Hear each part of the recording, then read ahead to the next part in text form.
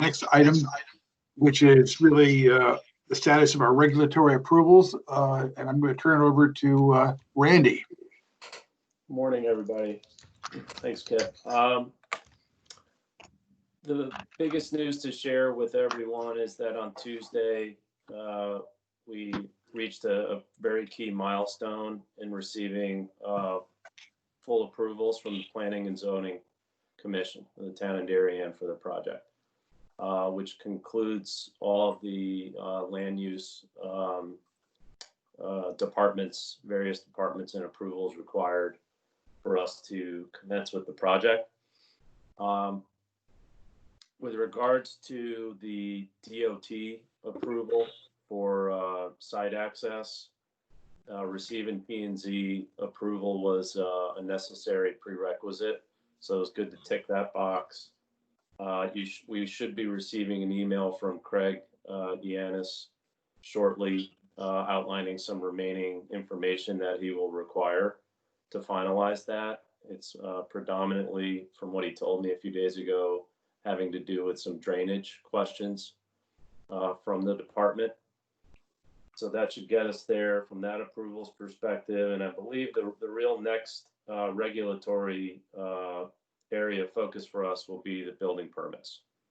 And I had a conversation with Pete Solheim this morning just to kind of level set. Good morning, it's Duke. Where his department is right now. It effectively is nowhere. They're starting from scratch. We postponed efforts with that department when we changed the phasing plan for the project.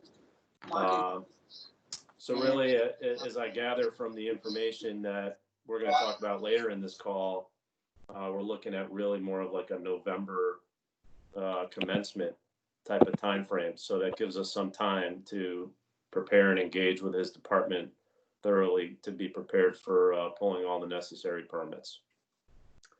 I don't have anything else for you, Kip. Is there any area that anyone feels is not covered in my comments here?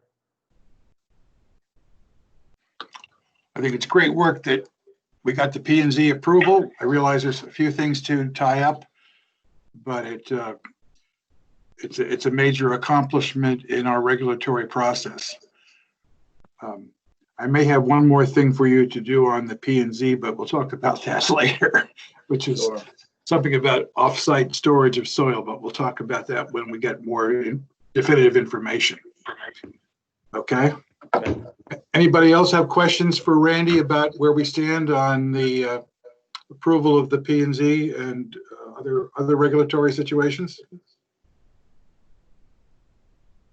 Kip, if I may, just one last thing, because I will have to drop at 30 minutes past the hour, and I just want to make sure we get to it.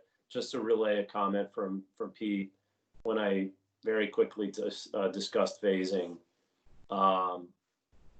His only concern was, the moving the children into the classroom wing while constructing the assembly wing.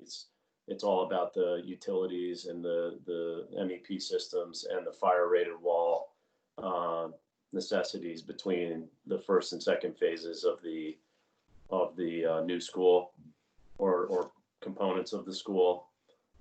Obvious things that I'm sure Slam and everyone's going to address through design, but that was just a comment that he made as his number one concern out of the gates on that type of phasing of the project. So I just want to share that. That'll be something for our contractors and architects to be concerned with. Yep. Got it. Okay. There being no other questions, I wanted then to move on to the next item, which is really a review of where we stand with design development documents and value management outcomes.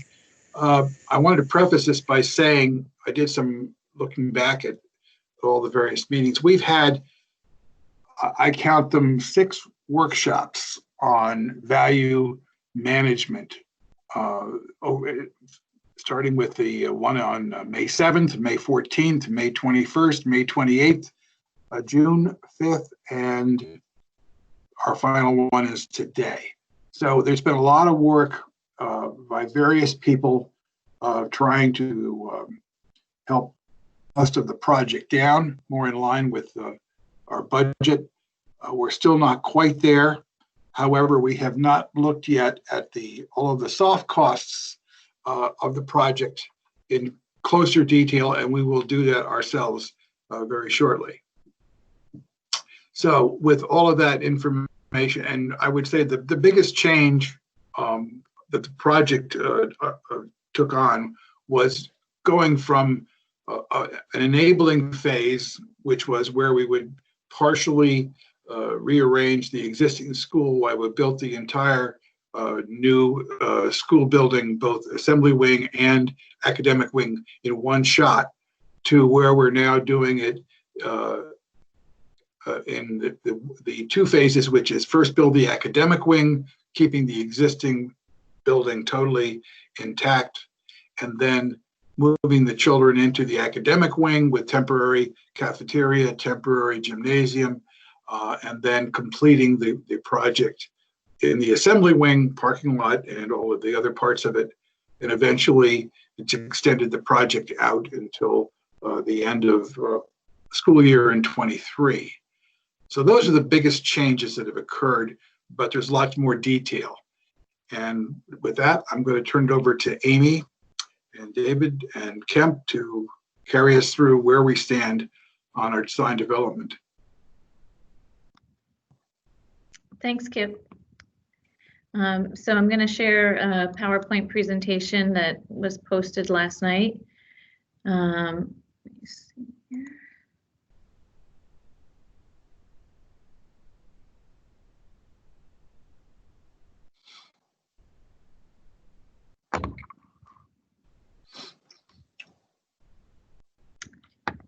There we go. Everyone can see that? It's full screen. Yep. Okay. So as Kip mentioned, we've had numerous meetings. Some of you have been involved in those decisions, and this is a recap of those decisions that document the changes that you saw back on April 2nd. And so we've tried to document those graphically for you here. The value management list is also published to the website, so you're welcome to take a look at that line by line, and we'll be happy to dive into those details. Some of them really are difficult to share with you on the screen as a graphic, so we'll be happy to talk about each one if you need more details.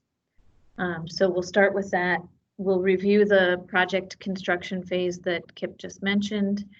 I have included the cost estimate here. You all have a copy of that. I know David sent that around a couple of days ago, and so I'll let him speak to that.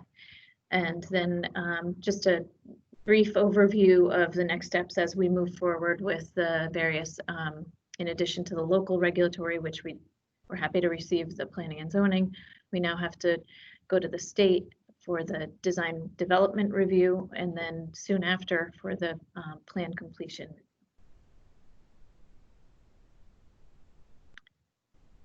So one of the other major changes that occurred as a result of the phasing was a challenge that we gave ourselves in this effort when ONG-AP came up with the idea to rephase the project. What we wanted to do was then build the assembly wing separate from the academic wing, because there is already designed in there an expansion joint between those two areas. So let me see if my cursor shows up. So along this line on one side of the vestibule and up through what was the mechanical room during design development, that's where there's an expansion joint in the project. So rather than building both sides of the expansion joint in phase one, what we've done is change the design of this area of the basement and realigned the mechanical room and storage to be on, and fire pump room to be on the side of the academic wing, basically under the administration, for ease of construction for that break between mechanical systems, as Randy just mentioned, that Pete in the building department will be looking for. And so that was a part of the phasing change. You'll see that in the next slide. In addition to that, we also tried to tighten the building footprint for a number of reasons. One, reduce the exterior wall, linear foot of exterior wall in order to save cost, and also to physically make the building smaller. So less area means less cost. So areas that we've done that is we took 2 stacks of resource or speech and therapy rooms, and we were able to put them into a slightly expanded area, which had previously been a corridor alcove, and we were able to stack them in this location on both floors, and thereby eliminate all of this construction and the additional structural needs by building small corner offices. We tucked in on the lower level a vestibule from the courtyard into the building in that location. Oops.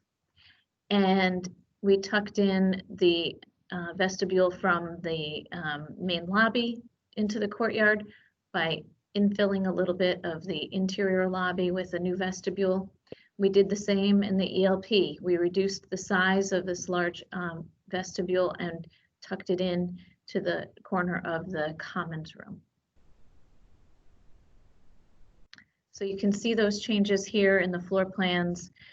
As I mentioned, the assembly wing will now be all built in a separate phase, and by moving these mechanical spaces, which were previously designed in this location, and tucking them under the administration wing, they'll be more easily built during phase 1, and we need them to get the building up and running, of course.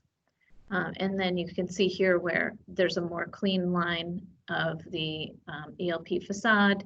There's a clean line here by not having the bump for the speech and language rooms, and same with in this location at the other side of the courtyard.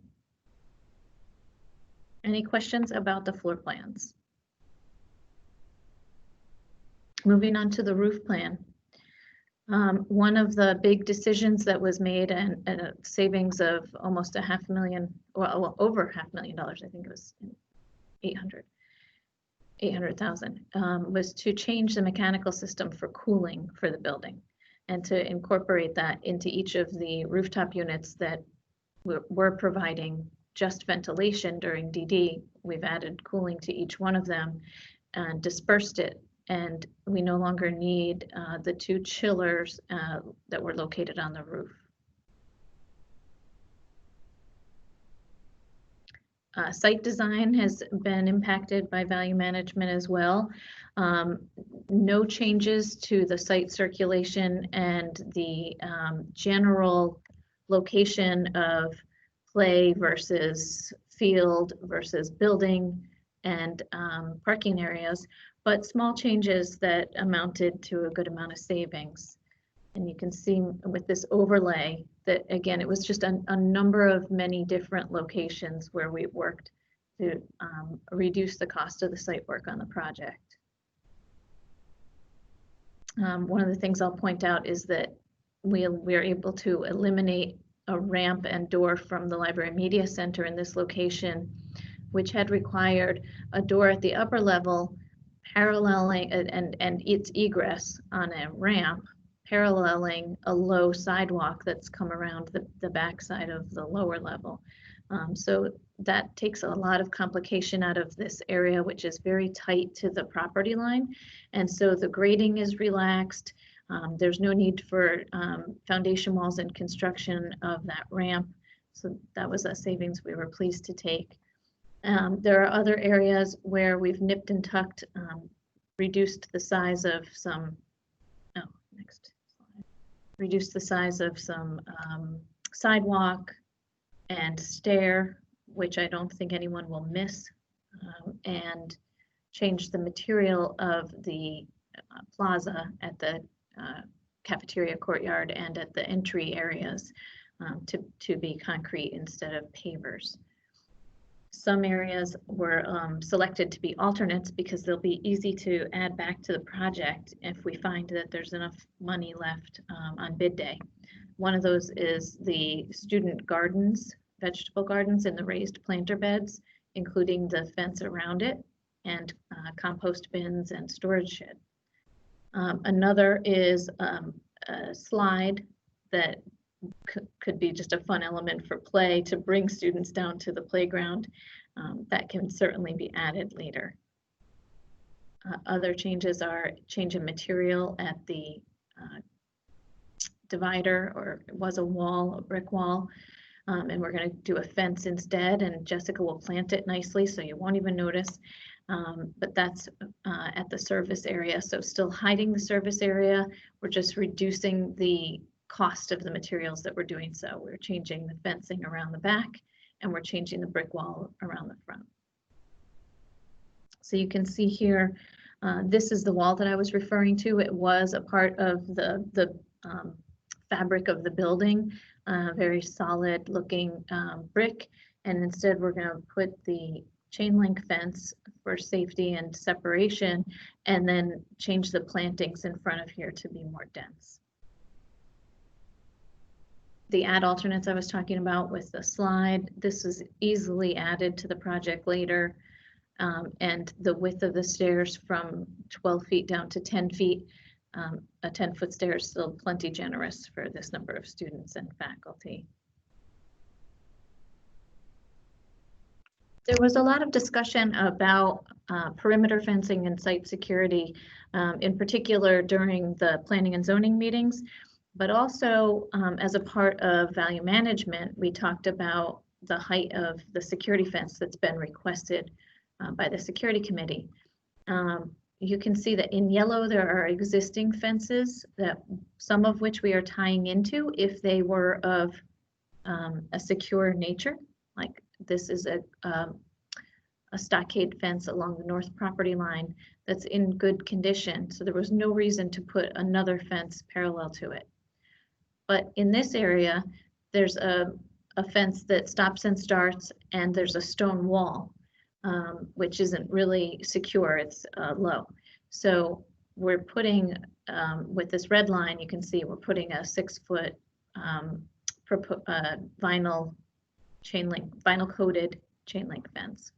And so that goes around the back of the building, around the back of the field, which was a request for catching balls and not having students running down that or chasing balls into the wetlands. We're tying into an existing chain link fence in this location, and then providing a new fence along around the south end of the upper area. Where there was a tie-in to an existing fence along the western property edge, along Alfieri's property and another neighbor. There's a split rail fence that's not secure for perimeter fencing, but there was a decision made that rather than just paralleling it with a new 6-foot high fence, that we would change this fence height to 4 feet. And that was a savings that I'm not sure if it's been captured yet in the value management because it was just a recent decision, but you'll see a little savings in 2 feet of height of that fence, but I think it will also be a more natural vista from one side to the other. Hey, Amy? Yes. I might have missed this a couple meetings ago. Could you draw a circle around what precisely you mean by the assembly wing versus the academic wing? Sure. I can't do that in this mode, but assembly wing is essentially from the gymnasium, the library media center, and to the west. So it includes the cafeteria and includes the music rooms and bathrooms that support it, and the platform that's associated with the gym. It's essentially this wing that I'm circling with my mouse now. Got it. So it's the part of the building that overlaps the existing building. Pretty much. Correct. Got exactly. it. Thank you. That's helpful. Sure. And I do have slides to explain it better coming up.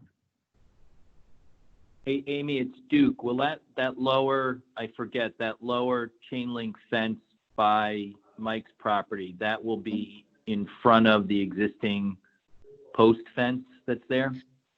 That's true for Mike's property, because his fence is actually on the property line or even within his property line. For Right. the neighbor next door to Mike, their fence is actually on the property of the school. It's well within Right. the existing property line, so we're going to take that one down and give the school back a little bit more space, but still keep it. This is the photo in the bottom right-hand corner. We'll still keep the fence on the school side of that line of trees, which is very dense. But by Mike's property, the fences will almost be right next to each other, correct? They will. They'll be 2 feet apart, so that Okay. if something gets caught in there, or you need to do some maintenance on either side, someone could do so. Got it. Thank you.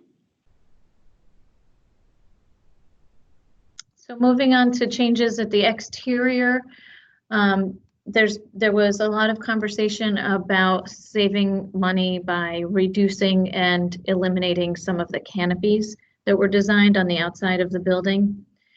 So we looked at the main entrance, and after a lot of discussion and decisions in-house and then to your working group, there was a duplication in the lower left where we had a blue portal that represented the entrance and signified entry, but it also provided a little bit of enclosure around the door area. And then we had a secondary system, which was a larger canopy overlapping that and extended further from the building.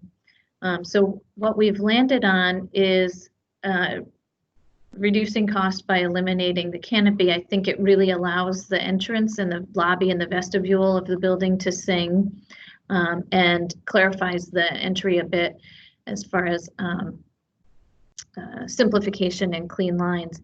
But what we've also done is extended this blue portal to be a little bit deep enough for someone to stand under and take cover from the rain while they're pushing the button to talk to the campus monitor and gain entry. So that's Amy, this is Duke. That really, when I looked at that, just really looks sharp. And I don't know, that picture, I think, is one of the better pictures of the brick that I've seen, but it gives it kind of a new, old, retro type look that, I don't know, it looks sharp. Thanks. I agree. I think depending upon the rendering color, you know, I'm not really happy with the blue that's shown here because I think it wants to be more of a royal blue, more like the Oxbridge color or even a lighter blue, but this looks a little purplish to me. But the brick came out very good in this rendering. So the lighting levels and everything were just right. You'll notice that in the corner, this was a test run with no cast stone on the tops of the windows, but Dean did change the window pattern at the conference room to sort of let that look a little different and more important by adding a window at the corner instead of repeating the same rhythm of windows that exists at the offices. So I think it's a nice kind of punctuation at the end of the building as well. And so we tried that a few different ways, and you'll see in this image, not rendered, but straight out of Revit, that if we keep the cast stone headers at the top of the windows and repeat the cast stone, but make it box out the entire corner, we thought that looked nice. So we have not taken the savings on cast stone headers because we wanted to share with you this image with the cast stone around the window. So moving on to the bus entry, there was a dramatic change here too. And I think, again, it kind of allowed us to look closely at the building and simplify and let the building be important and celebrate the entry, but still clarify and kind of reduce the number of materials. So while we did really originally want to have the bus canopy extend along the face of this gymnasium, it was deemed unnecessary after some discussions with Luke. And so we were able to save, I guess, $90,000 by eliminating that canopy that extended along the face of the gymnasium. And it again cleaned up this image. We're able to have a more simple look at the entry, but I think it still sings and it still stands apart as an entrance. So the bus entry has changed in that regard. At the west end of the building where the cafeteria opens up to a plaza, there's been a height change. So just simply by pushing down the height of the building at the cafeteria only where it popped up, we're able to save, I didn't mark the amount on this one, but there's a significant amount of savings by reducing the amount of exterior wall at that location. Amy, FYI, that item has a value of about $40,000. Thanks, Dave. Yep. Great. Similarly, as we walk around the back of that same assembly wing, there are windows at the two different music classrooms and then at one of the large areas in the Library Media Center. Those windows down in the lower left at the music rooms were a 3-foot deep projected bay window where the foundation wall had to also jut out the 3 feet and back and then back to the building. And what we've done to reduce the cost, but still keep the design integrity, I think, is push the bay window in so it's less than a foot off of the face of the brick, facade, but it still reads as a separate badge or playful window opening, but it allows us to keep the foundation under the brick and run flat against the building, saves some time, labor, and construction in the forming of the concrete, and it also saves on some exterior wall jutting in and out.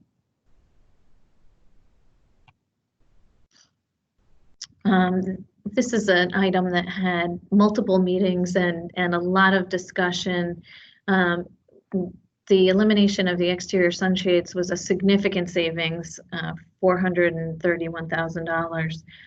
But we did make sure that we did our due diligence and decide whether or not the building needed them before simply eliminating those. There is still an interior sunshade or reflector. Both existed at the same height at that transom window mullion. So on the exterior, it provided shade, and then on the interior, it allows light to come in through the upper window, bounce off of the interior sunshade, and you'll see it here on the images, the sun bounces off of that interior sun shelf, I should say, and then up to the ceiling and allows daylight to penetrate deeper into the room. Conversely, when we took the daylight exterior sunshades off, Thornton Tomasetti did a study and they did determine that the glare inside the room would not be increased significantly enough to be noticed. So you can see that on the left here. Shading does not increase hours of glare for most of the classroom, only a marginal difference at the window. So we felt comfortable taking that off after a lot of discussion and back and forth and sun studies. These are 4 of the 6 or 8 that I did.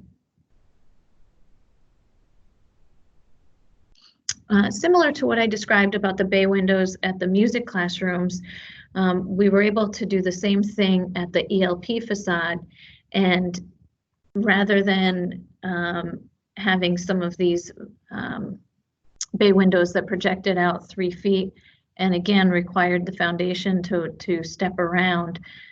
We pushed those back to a depth of a little less than 12 inches and were able to frame it with regular metal stud framing and significantly reduce the cost of that area, or at least, by almost $20,000. So when this gets rendered, it'll look very similar to the rendering in the lower left, and I think really won't be noticed. I think it will still provide a nice look.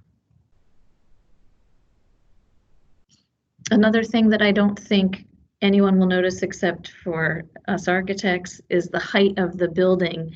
The parapet was originally designed a little taller than it needed to be for safety reasons, and then once we realized that none of our mechanical units were going to be within 10 feet of the edge of the building, and solar panels are actually allowed to be up to 5 feet close to the edge of the building without requiring a guardrail, we're able to reduce the parapet height, and that just reduces the height of the building all around the building in all of these in all these locations. These are 3 examples, but we were able to just tuck the building down by about 12 inches, and that was a savings of almost $300,000.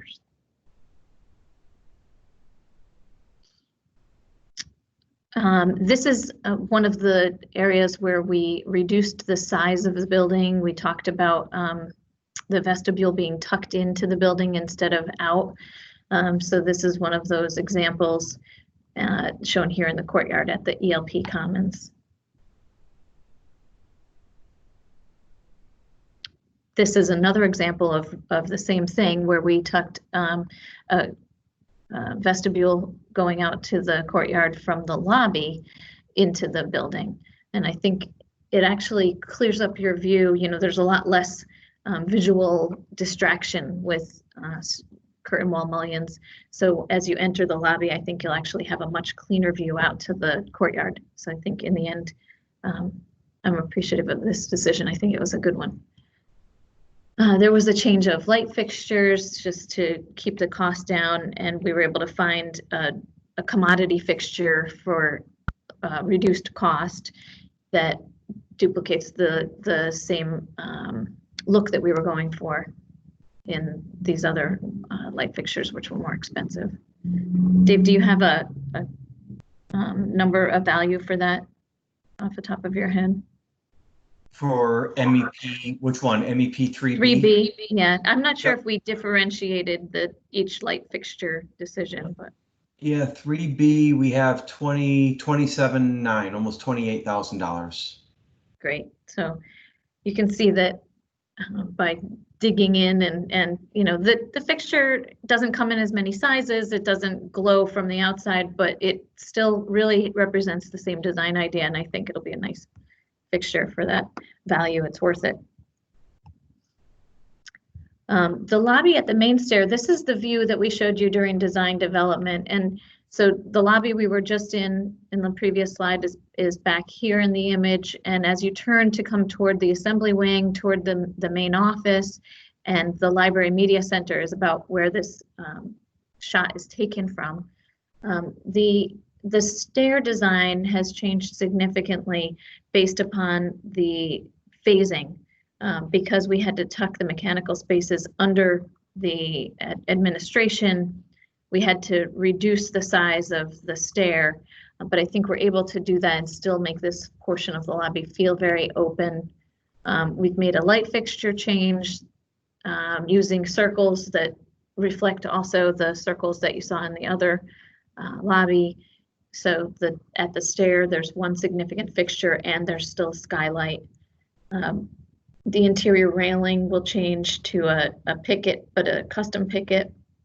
And unfortunately, we can't have a display case at the backside of the administration anymore because it's now a mechanical chase where some flues have to come up from the boilers.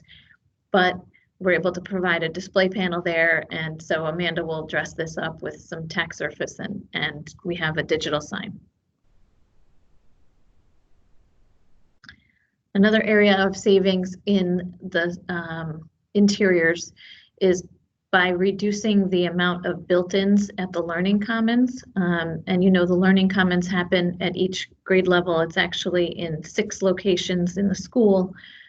So by making a slight change, and instead of boxing out every single bookshelf around a built-in seating, we'll just do the one built-in seating and then some more simplified versions of 3 open boxes with dividers that are part of the casework package. And then further reduce the built-ins by providing furniture. So something like this, which is an open counter, can easily be done with a table and still not increase the FF&E budget. There was a lot of discussion about the specialty areas, and in this case, in the cafeteria and in the corridor and ramp that leads you from the lobby down to the height or to the floor level of the gymnasium and the cafeteria. That hallway had been called for a serpentine ceiling, as well as in the cafeteria. So looking at the various steps along the way, first off, we were able to take a big reduction in the cost of the serpentine ceiling because it's not a custom product as was originally thought from the cost estimators. It's actually an Armstrong product, and USG has an equal product that we're looking at specifying. So the cost itself of the entire ceiling was reduced per square foot to the tune of $150,000 savings. Then we further looked at replacing the curved ceilings with flat ceiling panels, and what savings would that be? We had it priced in 2 different areas, in the hallway and in the cafeteria itself. And the working group decided to take the savings in the corridor and allow that to be sort of a standard 2x4 ceiling tile, and to still keep that specialty ceiling in the cafeteria, so you don't lose the design impact that it has in that space.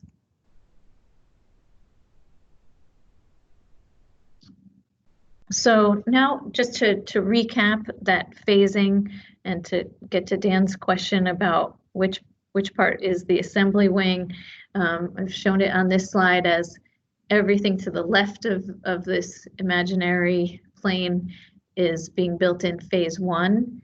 The existing building sits approximately here to the right of this slide, and the wings that stick out to the south on the existing building do overlap this space, which is the gymnasium and the cafeteria in this view. So this piece will be built after demolition of the existing building. And to that point, this is phase 1. You'll see sheet piling will need to be installed here to do the foundations and the lower foundation wall for the basement underneath this area. And there will be a temporary walkway in this area to provide access from the existing building around to egress, along with fencing, and I'm sure that you're going to cover that fencing, Dave, either with the fabric or hard plywood at certain areas, correct? Correct. I think the areas where we're constructing very close to the building will be the hard barriers that we previously talked about that are actually constructed out of wood framing, and they'll likely have some level of insulation in it as well. Mm-hmm. So this site logistics plan was actually developed by ONGAP, and it shows the process of construction. So the new building will be being built on the open area essentially, and this will be cordoned off for construction only access. And there was expected to be a temporary soil stockpile in this area, but it sounds like that will no longer be the case. And this area for this upcoming school year will all be free for student use for PE and outdoor play. Is Right, that correct? Amy, the area that's noted to have the temporary soil stockpile is actually where the temporary sediment detention basin is going to be located. Ah, okay. So So you'll the still have soil, a fenced area here, but students will have access to either the existing playground that exists here now or a relocated playground if that's the choice that's made. And then the stormwater detention system won't be built until next summer, right? correct. David, this is Kip. What's going in that temporary soil area? It's the temporary sedimentation basin that's required for erosion and sedimentation control for the project. Okay, does that have to be fenced off as well? It will be fenced off. Yep. So we're going to lose part of the field in any event. You're gonna, right, but we're gonna lose a much smaller area than if we had tried to pile soil in that field. Right. Okay. And we'll develop these plans further, Kip, to show you what that temporary basin looks like on the plan. And that way Luke and the Oxbridge community can understand exactly the extent of that western play area that they'll have access to. Right. So it's not the 8,000 cubic yards originally in the plan of soil storage. No, the soil that we had eventually settled upon was that we're going to try to maintain the topsoil on site. Right. And what we had talked about is since we need the area that was previously allocated for the temporary soil stockpile for the dead sedimentation, we're going to store the topsoil along the southeastern part around the new elementary school building. We're gonna kind of spread it out and stockpile it there during construction. Okay, thank you.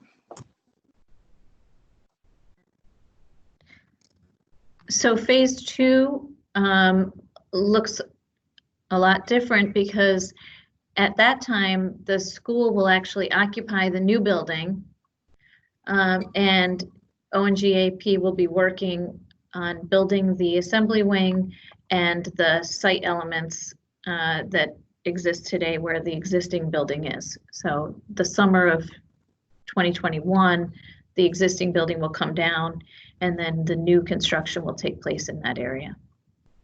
Amy, I'm sorry, 2022. Yes, 2022. Thank you. Sorry. I want to add it. Nice to try to take a year of construction off the project like that. I know you're fast, but that's a little too fast. I know we also want to mention that during this phase 2, the ELP will not be academically present at the site. They'll still be off-site.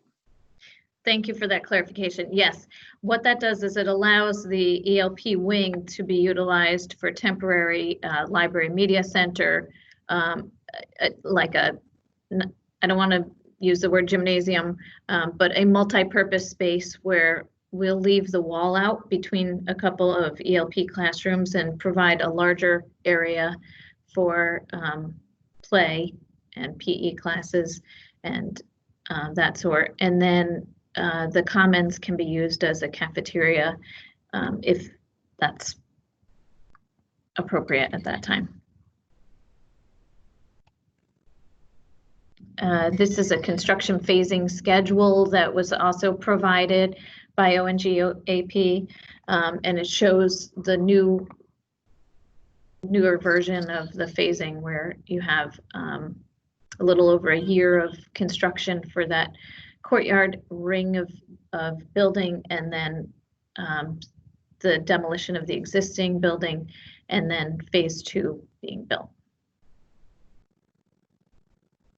And I'll go into some detail about the schedule shown in this area, which is this summer. Let's see.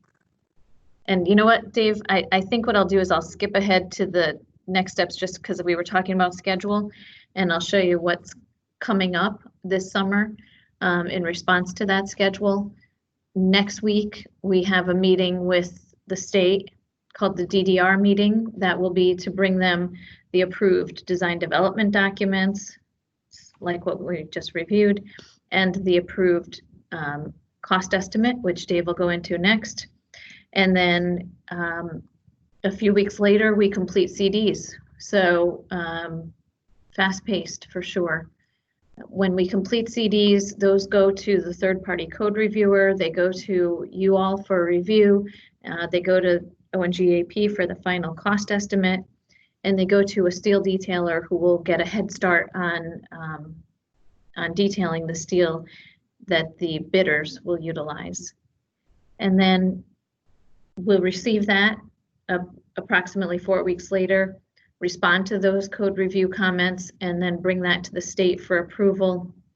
Some not listed in this kind of shortened schedule is that in between these response and the PCR meeting, we will need to squeeze in a Board of Ed meeting and a building committee meeting to get sign off and approval. Also, meetings with the various local officials, Pete, the building official, the fire marshal, the local health department, and also the 504 officer for handicap accessibility. All of those signatures need to be on the actual cover of the drawings and the specifications that we bring to the state. We're thinking the last week of August for the PCR meeting. Once they review those documents and give their approval, the project is allowed to go out to bid. After it's out to bid is when we'll be assembling the permit sets, and that's when Pete will have further time to review the set, in addition to the time that he'll have really from the end of July on, because he'll also be able to have access to the documents that the third-party code reviewer is looking at on his behalf. So I hope that helps to explain the next few steps.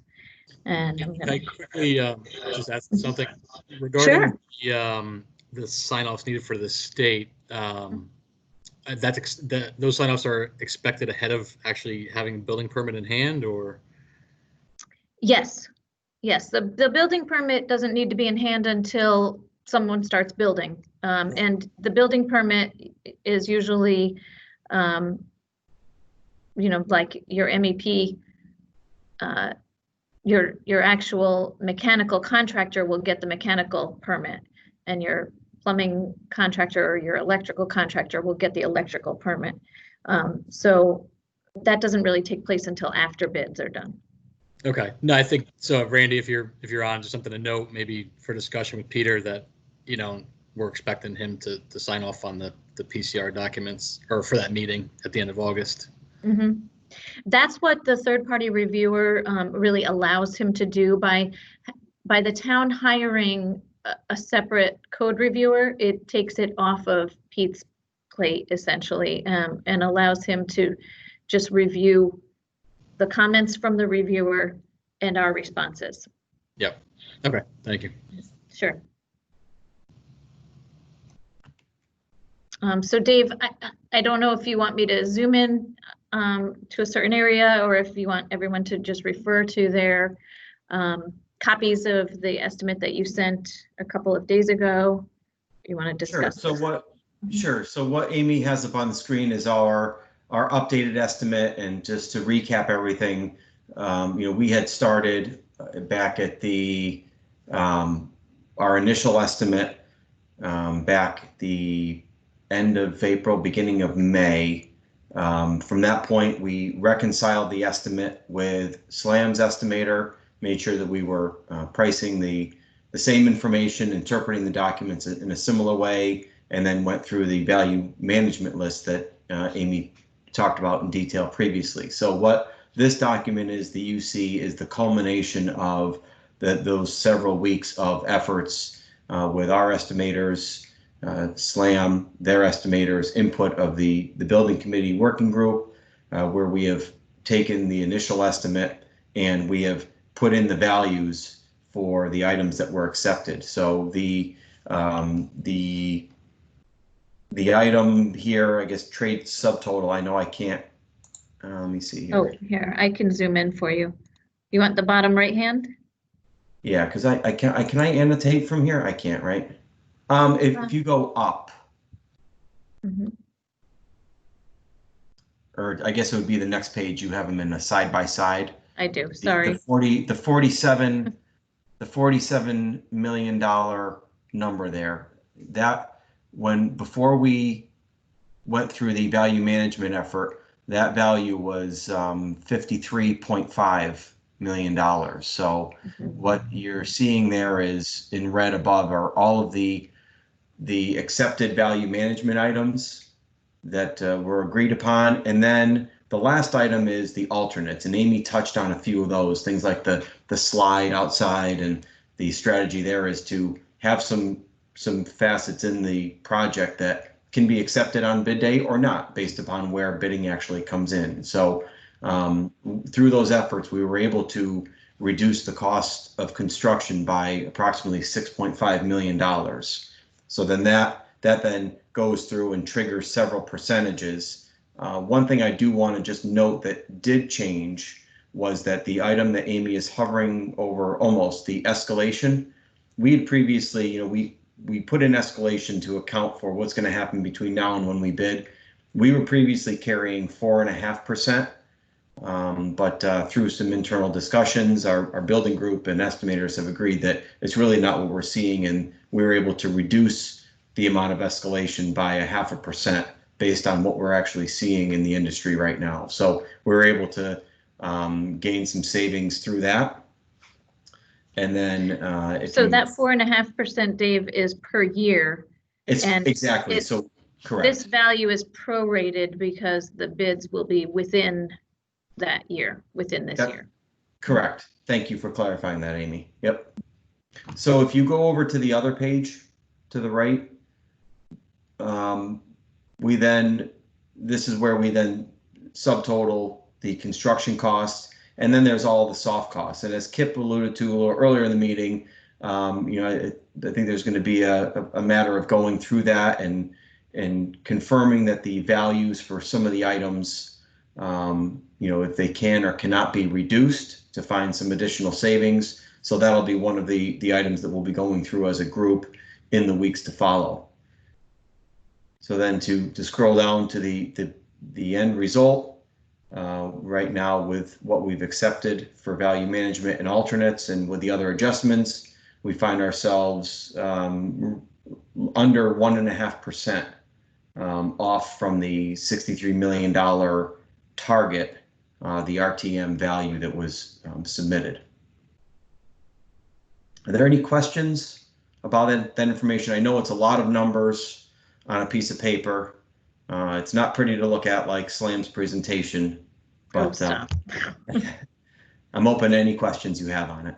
Hey, Dave, it's Duke. And just, I know what we're doing from a work perspective, and there's still a lot of unknowns. I think Dr. Adley's on a call this morning with the state about the opening, but do you have any guesstimate of additional costs that may come up depending on where we are with COVID and PPE equipment and potentially less people on site, and how does that impact the timeline? I'm sure a lot of it is just there's too many variables to really guesstimate, but is there anything you're seeing now with construction that you're doing, and do you see that impacting these numbers?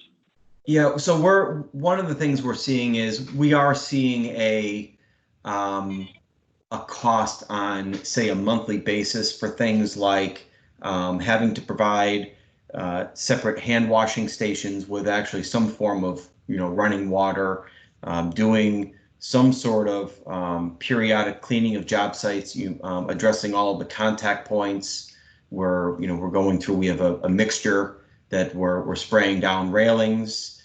So we are seeing that. We have accounted for that to some degree in this estimate. Really, while things have remained pretty static in the last, I'd say, nearly 8 weeks as far as how the construction industry has been affected by COVID, we still don't exactly know what things are going to be like in November when we start, but we have accounted for that to some degree. Some things that are still that will be up in the air will be things like, will trade contractors be able to carpool? You know, again, I know we're looking at options for off-site parking so that we do not have any vehicles parking in the schools, on the school property outside of the construction fence. So those are some logistical type things that we're going to have to see what evolves over the upcoming months. And but other than that, you know, we have, of all the projects we have going on right now, we've been able to, with some adjustments, all of the schools that we're opening up in 2020 are slated to remain on schedule, despite the pandemic. So as far as this drastically changing the duration of time or the approach to the project, we're not seeing that based upon the executive orders and what's happening right now in the state. Thanks, Dave. Yep.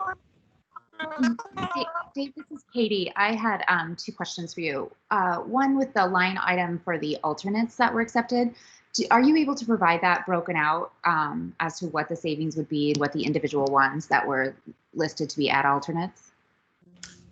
Yes, I think between excuse me, between us and SLAM, we could filter that Excel file that has all of the value management items to just show the ones that are alternates, and we can provide that to the committee as a follow-up document. Okay, that'd be great. Thank you. And Sure. then one other question. I'm guessing this would be in the soft cost, but I don't see it in this list, would be about the conversation around moving the existing playground for student use during construction. Yeah, so I know that we've been working with I forgot what the company's name, Mike Lynch had put us in contact with the company. And I know we're working on getting some budget numbers on the cost to relocate the program for a temporary use. So we are, right now, we don't currently have something detailed in the estimate for that, but we're looking at some options there. And I think from a logistics standpoint, the discussion still needs to be had as far as, well, where, on a temporary basis, where is the best location based upon what we have to do for the stormwater management systems in the west area. So that is an item that's still being evaluated. Thank you. Hey, Dave, one quick question. Up in the abatement demo section, it says allowance for some of these line items. Just curious what that's regarding. Yep. So those are, we had been talking with the hazardous materials consultant about the approach to the project. So that's typically how we estimate demolition and abatement. You know, when we have a couple things here, right? We have the newer building, which is a lower cost because it does not contain you know, some of the period materials, you know, like some of the you know, if there's any asbestos that's in the existing building, the older version, whereas the 1990 building does not have any, you know, asbestos tile or things like that in it. So the $40 a square foot was in talking with Hygienics, who is the industrial hygienist on the project. We had agreed upon that as a suitable value to be carrying per square foot for the abatement and demolition. Okay, and then those will turn to hard numbers once it goes out to bid, right? Absolutely. There'll be we're gonna, you know, now with what's happening with, we are seeing some savings, and actually thanks for bringing that, because we did realize some savings in that we were carrying some of the demolition at a higher square foot because it was being done just in phase 1. So as part of the value management exercise, we've recognized some of that savings because now the demolition is being done all at one time. But yeah, we'll have we will put together a bid package for a demo and abatement contract together, and that'll be one contractor who performs that work. Okay, Thank you. And not to get too much into it, it might be more of a question for hygienics, and I'm not sure the timing of it either, because the demo will be done, I guess, possibly during when the kids are in the new school. Do any of the requirements change for the abatement? No, because they're separate. I believe it works as such that because they're actually separate buildings, Right. that you don't have to go through the protocol for the DPH for abatement while school's in session, because it's a separate building at that point. Okay, great. Thank you. Are there any other questions about the estimate?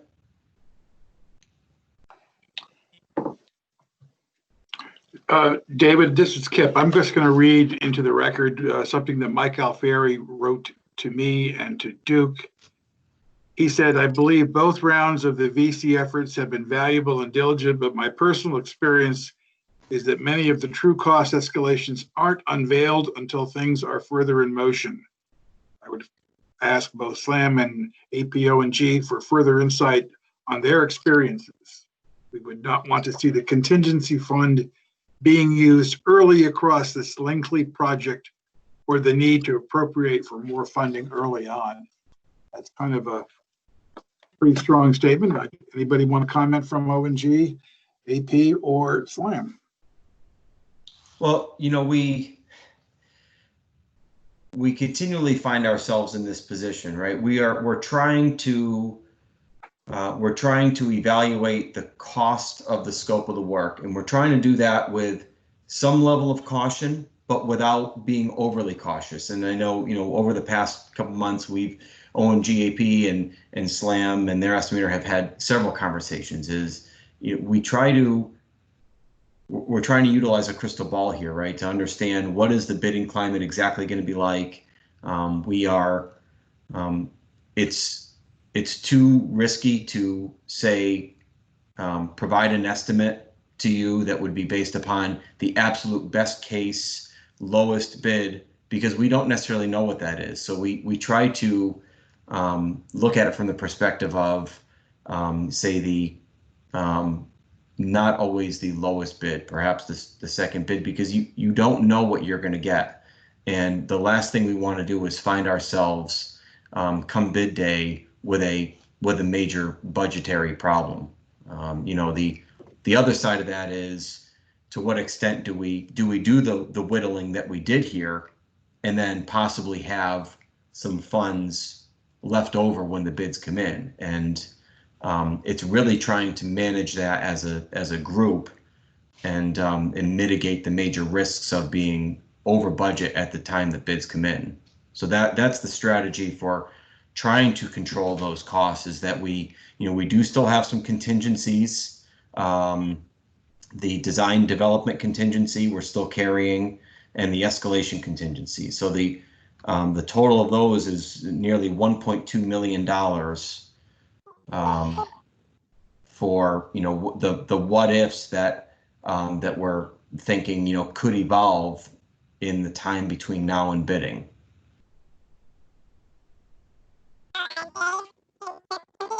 If did that answer Mike's concern? Well, I think what you're telling me, if I hear it right, is that overall your numbers have a measure of conservatism in them, so we don't get caught on bid day with even more surprises. There'll always be some surprises during construction, no matter what. But to the degree that we've done a lot of studying and a lot of testing is a big key.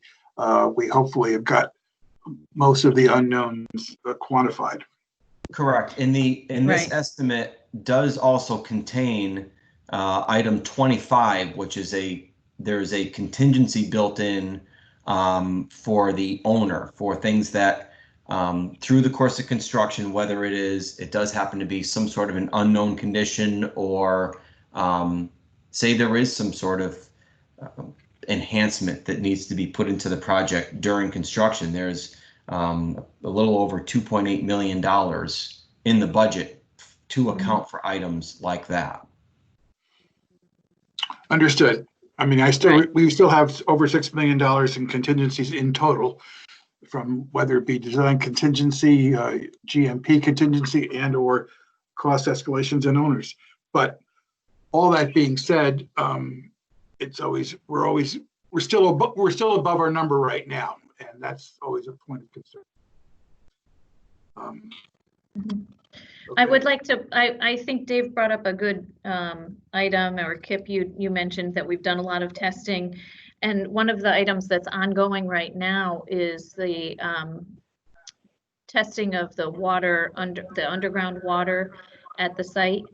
So those test pits are still in place. Langen and SLAM have been having regular conversations. We had a meeting last week and again yesterday to hear about those results. And as they come through with those tests, yes, they're still seeing underground water that we need to mitigate. That was one of the items that drove the cost of construction up significantly at the end of design development. But we've been working with them and also a manufacturer called Grace to look at what's the best way to waterproof the building. So we're trying, as you mentioned, to keep the testing going to mitigate the surprises that we run into as we build the building. Yeah, it's always it's quite essential. Yep. Are there any other comments? Are there any other comments concerning the presentation by SLAM and ONG? Hey, Kip, it's Sean. I have one overall, and you and I have spoken on occasion about it, but I think I ought to throw it out to the group. My feeling is the environment that we're in with the coronavirus, the political environment, the economic, economy that we're in. I'm a little concerned that the state of Connecticut's financial condition will not bear out the 11% that they're going to contribute. And if we're 11% off the numbers, we're talking another $5-6 million off of the 63 million. And I don't believe that our contingencies are there to cover that shortfall.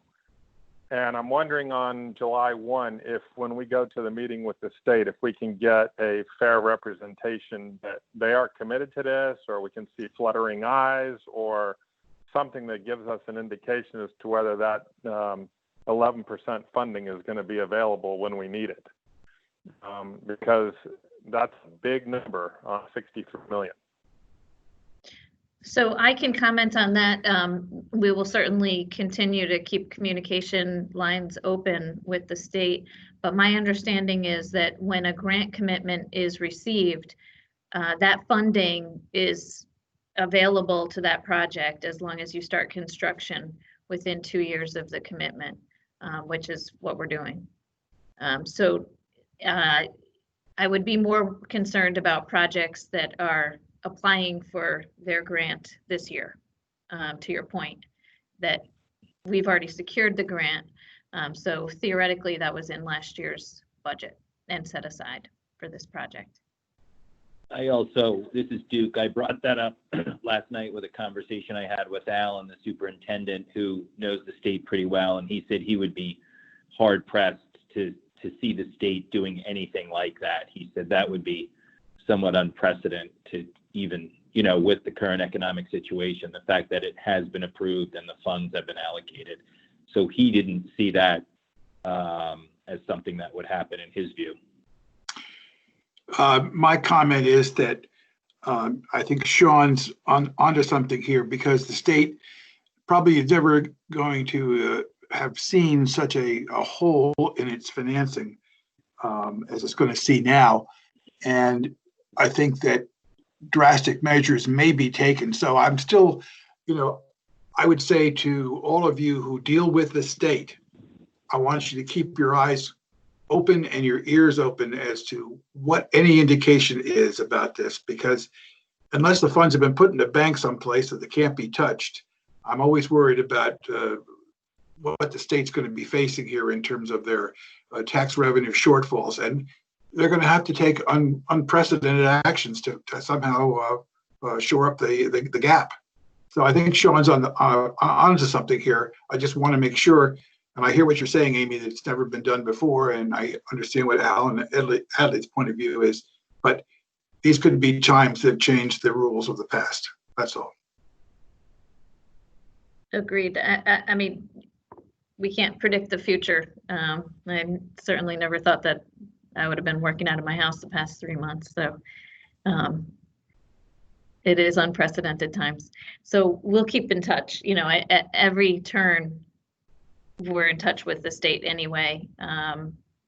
But next week will be the next big conversation with them about funding, and so we'll make sure that we get that commitment every time we talk to them.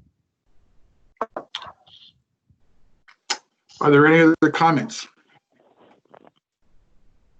This is Katie. I just have one other question about a scheduling, if I could. Mm-hmm. Sure. So as we outline the dates for phase 1 and phase 2, being that phase 1 would end March 1st of 2022, and then presumably that's when the K through 5 would move over into the newly built academic wing, correct? Say that date one more time, Katie. So the dates for phase 1 end March 1st, 2022, and then it would be post that completion of the new academic wing that K through 5 would then move to occupy the new academic space, correct? So, well, we're talking about it would be a February of 2022 would be the occupancy of phase 1. Okay. So over that break. So it would be a mid-year though, where Correct. they. Yep. So then, as phase 2 is slated to end March 1st of the following year, 2023, Mm-hmm. what would that mean for ELP move-in? Would that potentially be a mid-year move-in as well, or would the ELP not be moving in until the beginning of the school year, August, fall of 2023? Well, so Katie, I with that. The schedule that Amy has up on the screen, again shows finishing the assembly wing in its entirety in February. But we've had discussions. There was talk about, can we leave part of the existing school up longer, which really proved to be unadvantageous for several reasons. But the idea here is to, over the course of that, the phase 2 construction is to turn over portions of it as early as we can, especially some of those assembly spaces, so that it's not like the phase 1 academic wing where that's all going to get turned over in one piece. Phase 2 will be staggered as quickly as we can complete, whether it's the gym or the media center or the cafeteria portion. We will turn those over as we finish the other areas. Obviously, we'll have to make sure that we have all the occupancy certificates we need for that. But if, and depending on what type of swing space we do have to use the ELP wing for, if we can start turning some of those areas of the assembly wing over, then we can free up the ELP space. So I would say that there's the potential for the ELP to be able to start moving in to some extent in maybe February or March, but I don't know what the district wants to do, if that's beneficial to move the ELP in 8 weeks or 10 weeks prior to the end of the school year, or if ELP would remain in its individual locations and then come over to the Oxbridge campus for the start of the 2023 school year. If I can just add to that, I agree. I think that's really up to the school district on how you want to administer that. So I would leave that up to Dr. Adley and the Board of Ed to make that decision. But we should also, it's a decision that I think would be best made in early 2023 when we understand in more detail, because ONG-AP will continue to update their schedule all throughout, and they'll be adding detail as they do so. And you'll understand in like a 6-week look ahead when the site work will be completed, for example. So I think during that phase 2, the most complicated part of the project will be the fact that parent drop-off and bus drop-off is coexisting on that one upper parking lot. And so when we start to see the site work turned over, I think it would become more realistic to bring the ELP students in, but I wouldn't suggest having more site circulation and traffic brought to the area until that site work is more done. So that's just my opinion, but you know, waiting till 2023 might be the best option for them. Okay, thank you both. September. Yeah, thank you. I appreciate that color. Mhm. Yeah, I think also this is Kip. That looking at the most recent or the P&Z approval, a lot of the approval talks about the specifics of the P&Z approval talks about traffic and traffic mitigation between the buses and the parent drop off. And I think that since while the gymnasium or the assembly wing may be completed, you still have to do all the parking areas and all the turnaround areas. And you probably really don't want to get involved with increasing your traffic flow until you have all of that done. But that's something to be looked at more closely here as we look at the P&Z approval, as well as what the district will look at here. Mhm. Good points. Their approval has 14 pages of Specifications. comments and discussions and yes, requirements for the project. All right. Okay. Are there any other questions that people have about this or anything else about the project? Kip, this is Dave. Can I just ask one question, and maybe this is maybe Slam or someone can chime in on, is the local review. Have we settled on how that's going to happen? Is that going to be someone that's going to be brought on by the as a service by the building committee, or Amy or Kemp, do you know where that is going at this point? I think Kemp had to drop off the Oh, call. he did. Okay. But and maybe Kip has better memory of this than I do, because I know that Kemp's really been discussing all of the contract allowances with Rusty. I don't know if Rusty's on the call, but certainly SLAM can procure the third-party code reviewer as an allowance, and that may very well be what is expected. Okay. I can check up on the side here. Just one second. Just because again, just kind of looking at I would say of services that are left to be procured. I mean, there's testing lab, but with phase 1 not happening, or the enabling phase not happening, that's really not going to be required until November. The last component is really making sure that we have the local code reviewer in place when we need those reviews for the construction documents. So I just checked our recent ad service communications back and forth between Kemp and Rusty, and yes, we are carrying a $30,000 allowance for a third-party code reviewer. Okay, all right, that's great. So. Right, thank you for that, Amy. I pressed, I tried to unmute and I cut myself off the call by accident. Oh no, I thought you had to drop off at 11 anyway, so I scrambled and found it. So, but thanks, Kemp. Yes, thank you. Okay. But yes, that's being provided under the architect. Perfect. Okay, thank you. That was all I had. That was the only real schedule item so that's not an action item for the committee. So I don't have anything else. Silly question. Do we know if Peter has preferred third party people he prefers to use or have us use?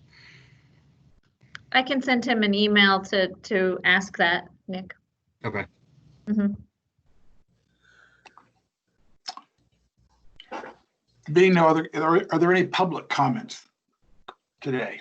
Kip, I just have one. This is Diane. I just wanted to commend SLAM's team and ONG and AP for their sort of diligent hard work at trying to tighten up the budget on the project. And I feel like some of the changes actually have moved the design in a good direction. And I think we really haven't lost any quality and educational quality, which I think is really important. And I think it's been sort of a very detailed, grueling process, and I do commend them for getting us almost there, but getting us back on budget. Thanks, Thank you, Diane. Diane. Thank you. Anyone else? Hearing none, I move that we adjourn. All in favor? Say aye. Aye. Hi. Hi. Thank you very much Aye. for your participation. And any questions, please get back to us. Thank you. Thank you. Thank you. Have a good day, everyone.